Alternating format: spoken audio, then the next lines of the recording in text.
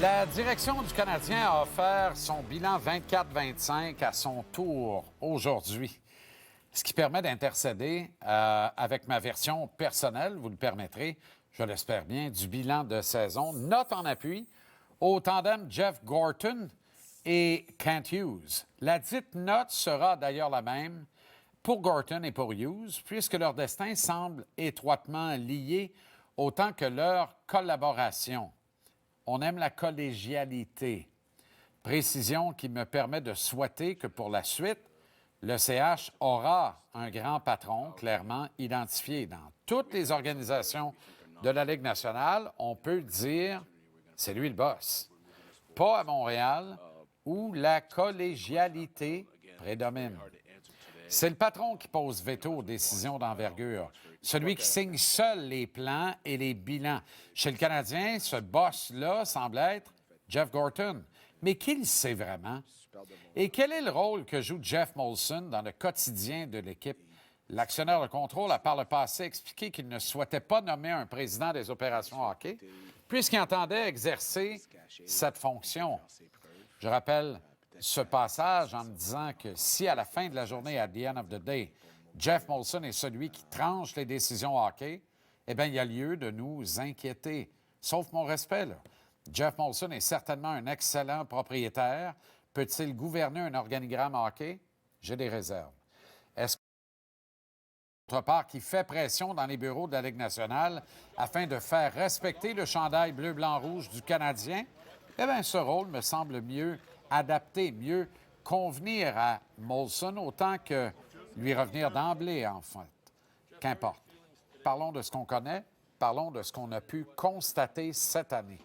Autant le bilan des joueurs est plus que positif, autant celui de Martin Saint-Louis est exceptionnel.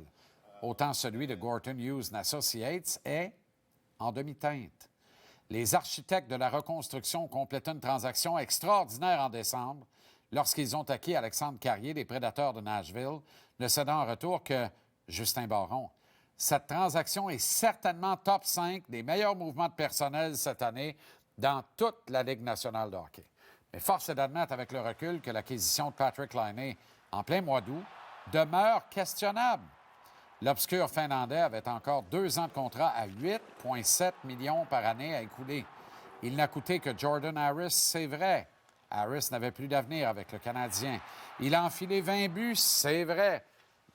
Mais il l'a fait dans les mains de Martin Saint-Louis à quelques moments clés de la saison, notamment à un moment névralgique. Avant que la saison ne débute, Hughes a sécurisé quelques ententes à long terme avec des éléments importants de son alignement. Le contrat d'Albert Xhekaj était parfait. Celui de Justin Barron, tout. Le contrat de 6 saisons à 5,55 millions par année consenti à Caden Goulet, c'est carrément formidable. En fait, c'est du génie. Gorton Hughes ont sorti à balle du stade, incluant le parking du stade avec celle-là. Toutefois, je pense qu'ils ont erré dans le dossier de Juraj Slafkovský. Couvrir le kit de 60,8 millions sur 8 ans, 7,8 millions par saison à l'âge de seulement 20 ans au moment de la ratification.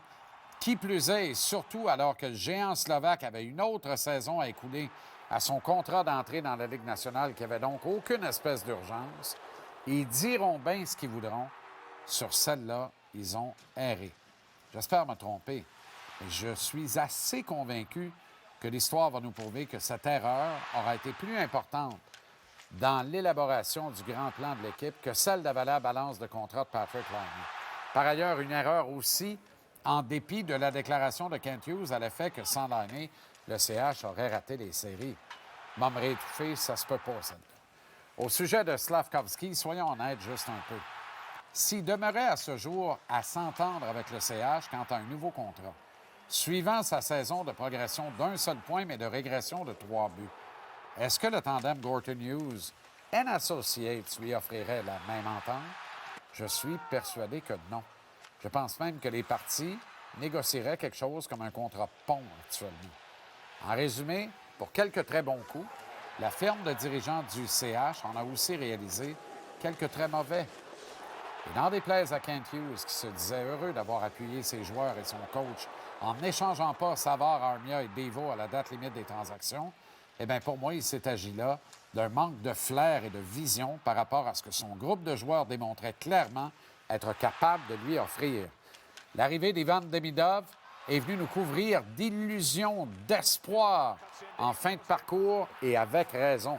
L'avenir est plus prometteur et le voyage en Russie de Hughes avec Vincent Lecavalier était une maudite bonne affaire, quoi qu'ils aient pu en dire, en penser, en hurler, en chialer, en brailler. Le voyage a porté ses fruits. Mais se faire sortir en 5 au premier tour des séries avec une alternance d'Alex Newhook et Jake Evans au centre du deuxième trio a exposé le manque d'ambition de Gorton Hughes Associates en marge de la date limite des transactions de mars dernier. Pour tous ces motifs, je décerne au duo de dirigeants du Canadien sa pire note de ses 3 bilans d'exercice complets de suite, soit un 6,5 sur 10 pour son travail dans l'exercice 24-25.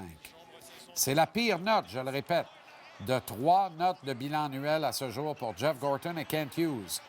Le duo nous a habitués à mieux. Ils peuvent et doivent faire mieux dans le prochain exercice.